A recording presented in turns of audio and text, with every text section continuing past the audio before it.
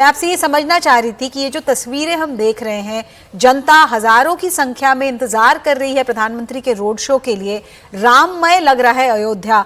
इसका असर आपके हिसाब से सिर्फ अयोध्या पर होगा या इसका पॉलिटिकल इम्पैक्ट और भी है?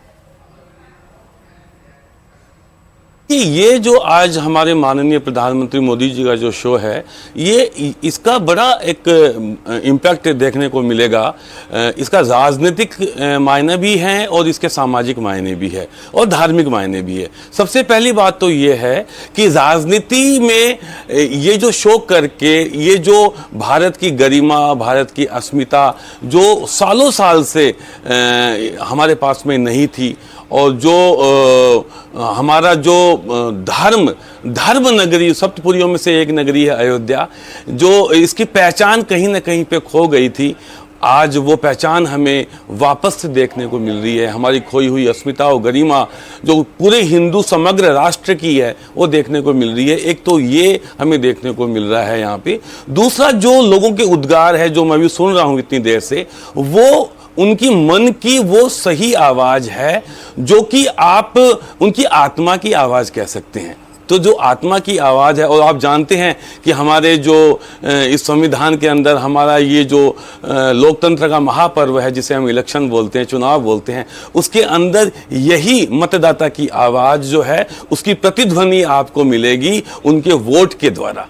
तो अभी जो सुनने को मिल रहा है, जो हम देख रहे हैं, वो निश्चित रूप से एक वोटर की प्रतिध्वनि है जो आपको 4 जून को एक परिणाम के रूप में देखने को मिलती है, जो अभी मैं जो सुनने को आ रहा है। दूरगामी परिणाम इसके ये भी है कि ये यहाँ का जो रोड शो है वो एक राजनीतिक परिप्रेक्ष्य में भी अगर हम देखें तो वो भी ये बता रहा है, कहीं ना कहीं एक अनकहा संदेश है कि देखिए इसके पीछे जो एफर्ट करे गए हैं वो एफर्ट फलीभूत हुए हैं, और वो किसकी वजह से हुए हैं, कहीं ना कहीं भाजपा को उसका लाभ निश्चित रूप से मिलेगा, मेरे को ऐसा लगता है। ओके, गिरीश जी बने रहिएगा हमारे साथ। Girish Pareek there talking about the import of the visuals that we are about to see of the Prime Minister's road show. Manish Sharma, another spiritual leader, is also with us on the broadcast. Manish, I don't know if you heard my colleague Siddhant reporting from the ground there. Most of the people who he spoke to, other parts of the country, they've come from other parts as well, and they all feel that the Pran Pratishtha of Ram Lalla, the construction of the Grand Temple, will not just impact the immediate locality of Ayodhya, of Hanumangadi, of Lata Mangeshkar Chowk, of Rampath, but it will have an impact far and beyond across the length and breadth of India. Certainly, I'm absolutely agree with you, with Siddhant's and the other people's views over there who's currently looking and trying to meet the Prime Minister and just looking a glimpse of the Prime Minister Modi, who literally fulfilled a dream of the nation. It indeed, it used to be a dream of the nation. People wanted to see Ram Temple in the Ayodhya, and Modi has definitely fulfilled. And let's put aside the political view for some time. It's like a king's welcome by the peoples by the praja. I would like to use the word.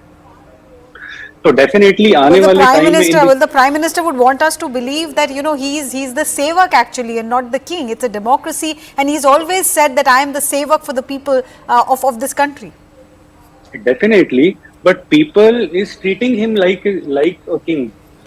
So it's an honor for the PM Modi, because whatever he is doing and whatever he has done so far for this country and at the international arena also, and in the country also.